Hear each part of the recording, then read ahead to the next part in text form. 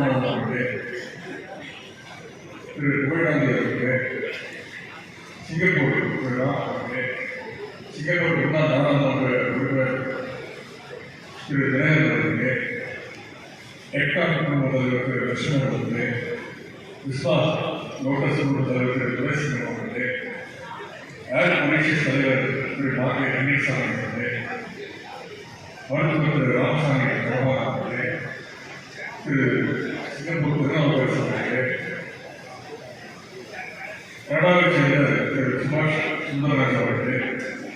மலேசியாவைச் சேர்ந்த திரு முகமது இக்பால் ராமகர் அவர்களே, லண்டன் திரு அப்துல் அவர்களே, தமிழ் பல்கலைக்கழக துணைவேந்தர் திரு ராஜேந்திரன் அவர்களே,